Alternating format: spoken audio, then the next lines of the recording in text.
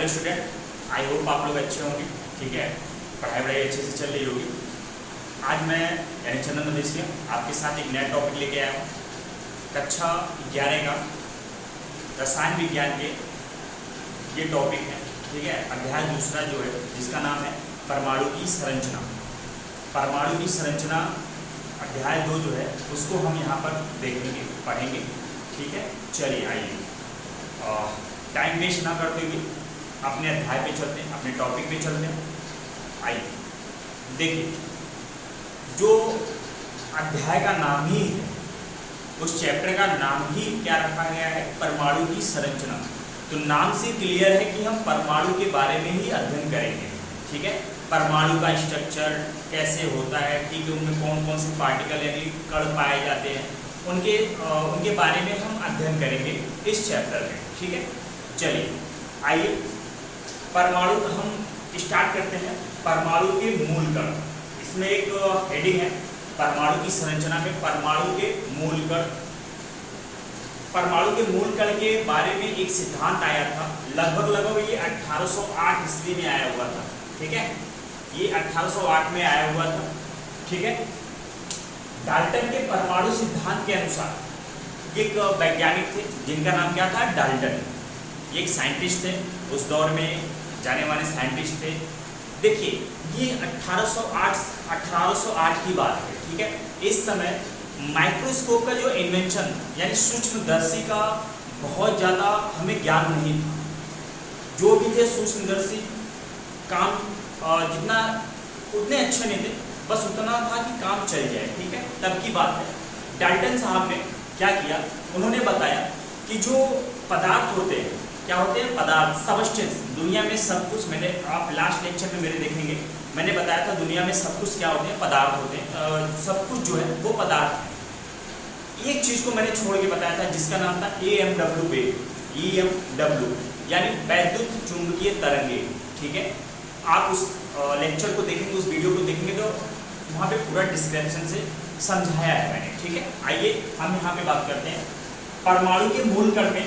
जो परमाणु के मूल कण था उसके बारे में डाल्टन साहब ने बताया कि जो परमाणु होते हैं वो सबसे छोटे पार्टिकल होते हैं, सबसे छोटे कण होते हैं।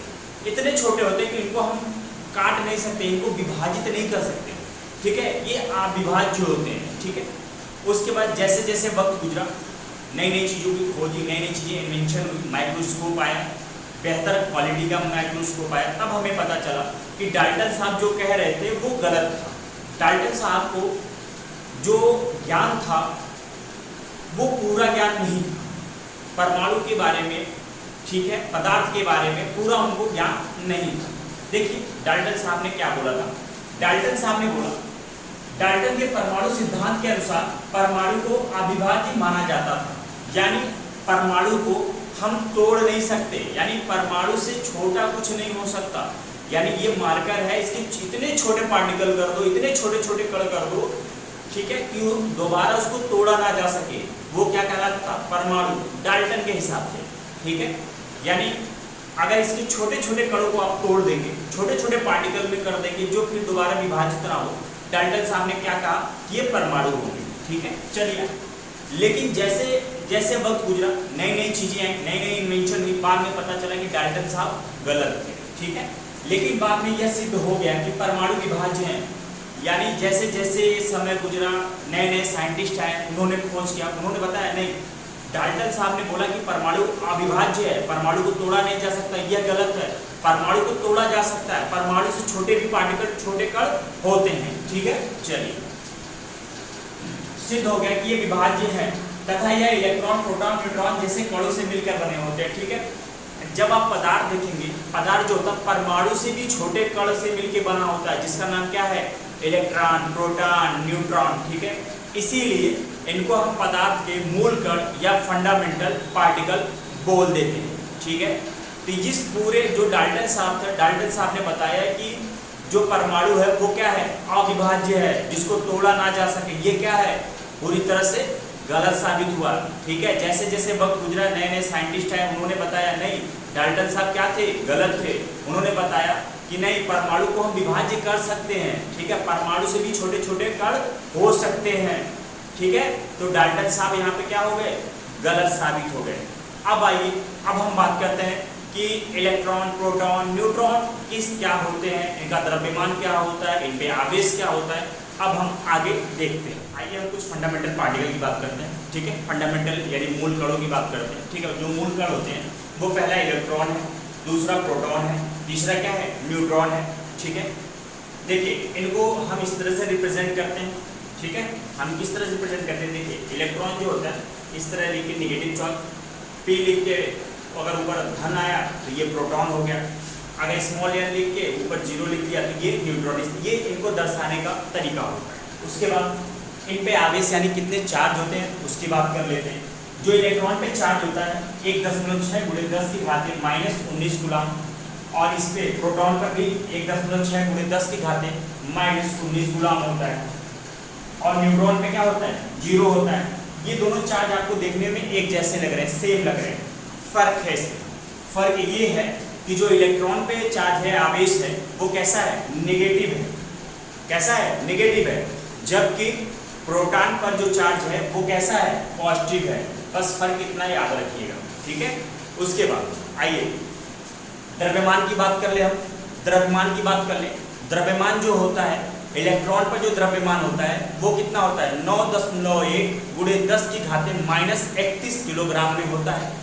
उसके बाद प्रोटॉन की बात करें, प्रोटॉन में प्रोटॉन का भी जो द्रव्यमान होता है वो भी किलोग्राम में ही होगा, 1.67 × 10 की घाते -27।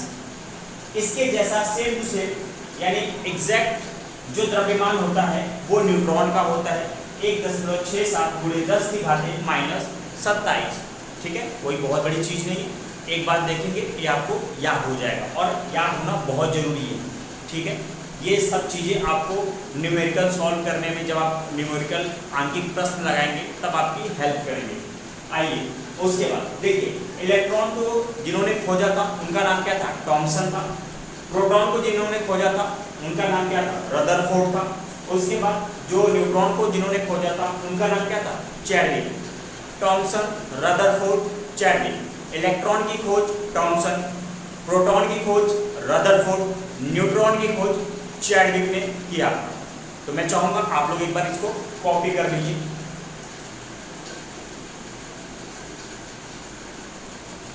आप लोग इसका स्क्रीनशॉट भी ले सकते हैं, आई होप हो गया होगा।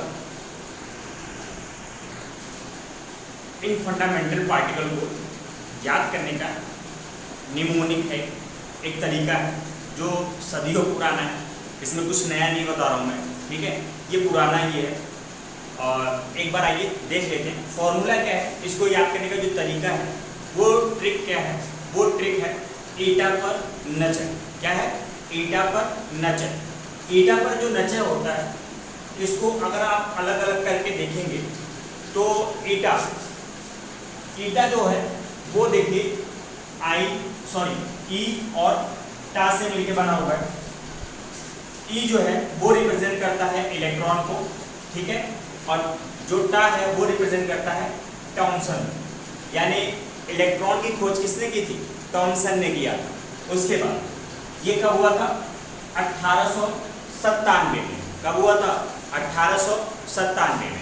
उसके बाद पर मतलब इसमें देखिए पा आ रहा है और रा आ रहा है, ठीक है। प्रोटॉन की खोज किसने की, रदरफोर्ड ने।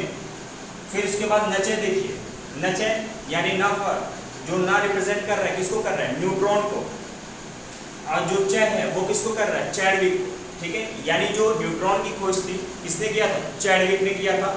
आप लोग सन याद कर लीजिएगा, इलेक्ट्रॉन की खोज 1897 में हुआ था। उसके बाद प्रोटॉन की खोज 1886 में हुआ था, और जो न्यूट्रॉन की खोज थी 1932 में हुआ था, ठीक है। आपसे पूछा जा सकता है कि इन तीनों फंडामेंटल यानी तीनों मूल कण में से कौन सा उदासीन मूल कण है, तो आप बिना सोचे समझे आंसर बताइएगा, कौन सा, न्यूट्रॉन।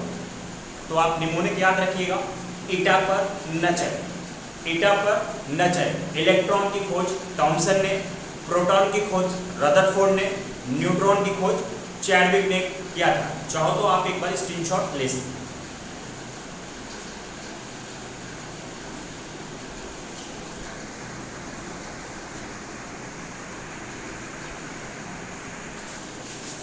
ये जो मूल कण होते हैं, आपने देखा आवेश चार्ज द्रव्यमान सब कुछ देख रखा, ट्रिक देख रखा। अच्छा, ये पाए कहाँ जाते हैं? ठीक है, किसी भी परमाणु में, ठीक है, ये परमाणु है, ठीक है, ऐसा आप देख रहे हो, ठीक है, क्या है? परमाणु है, इसके बीच में केंद्रक होगा, न्यूक्लियस होगा, यहीं पे पॉजिटिव चार्ज होता है। पॉजिटिव का मतलब क्या हो जाएगा? धन का मतलब क्या? धनात्मक चार्ज का मतलब क्या होगा? धनात्मक आवेश का प्रोटॉन क्या होगा? प्रोटॉन। तो यहाँ पे कौन सा आवेश होगा? Positive charge. यहाँ पे कौन सा पार्टिकल होगा? प्रोटॉन। और इसके साथ क्या होता है? न्यूट्रॉन भी यहीं पे होता है, ठीक है। तो परमाणु के केंद्र में कौन कौन से फंडामेंटल पार्टिकल उपस्थित होते हैं? प्रोटॉन और न्यूट्रॉन होते हैं। कौन कौन से? प्रोटॉन और न्यूट्रॉन होते हैं। उसके बाद आइए, ये जो परमाणु है, इसके बाहर 3-4 कक्षक होते हैं, 4 मान लीजिए, ठीक है, 1 2 3 4। इसके चारों तरफ इलेक्ट्रॉन ऐसे घूमते हुए पाए जाते हैं, ठीक है। तो आप इनकी पोजीशन, इनकी उपस्थिति बता सकते हैं। केंद्रक में कौन होंगे? प्रोटॉन और न्यूट्रॉन। केंद्रक के बाहर परमाणु के कक्षक में या जो बाहर घूम रहे कौन से पार्टिकल होंगे? इलेक्ट्रॉन। तो आपसे पूछा जा सके चक्कर कौन लगाता है? Neutron, proton, electron. कौन लगाता है? इलेक्ट्रॉन। तो ये इनकी उपस्थिति हो गई। और एक चीज आइए, किसी भी परमाणु में, ठीक है, जो परमाणु क्रमांक होता है, ठीक है, वो कैसे हम देखते हैं। आइए, ये देखिए, जैसे परमाणु क्रमांक पर होता क्या? परमाणु क्रमांक कुछ नहीं होता, परमाणु में उपस्थित प्रोटॉन प्लस इलेक्ट्रॉन की संख्या को हम क्या बोल देते हैं? परमाणु क्रमांक बोलते हैं, ठीक है। परमाणु क्रमांक को हम Z से दिखाते हैं, यानी Z बराबर प्रोटॉन प्लस इलेक्ट्रॉन। आइए एक एग्जाम्पल देख लेते हैं फटाफट। जैसे सोडियम का जो परमाणु क्रमांक होता है वो कितना होता है? 11, ठीक है। तो इसमें प्रोटॉन और इलेक्ट्रॉन की संख्या कितनी हो जाएगी? 11, ठीक है। प्रोटॉन की संख्या कितनी हो जाएगी? 11, और इलेक्ट्रॉन की संख्या 11, ठीक है। जो न्यूट्रॉन होते हैं वो 1-2 कम ज़्यादा हो सकते हैं, वो हम नेक्स्ट वीडियो में देखेंगे। तो फिलहाल आज के लिए इस वीडियो में बस इतना ही, ठीक है। अगर आपको अच्छा लगे तो मेरे वीडियो को आप लोग लाइक करिए, शेयर करिए और मेरे चैनल को सब्सक्राइब करिए, आपको ताकि अच्छे नए वीडियो देखने को मिले, जिससे आपका ज्ञान बढ़े। आप लोग मेरे चैनल को सब्सक्राइब करिए, ठीक है। धन्यवाद।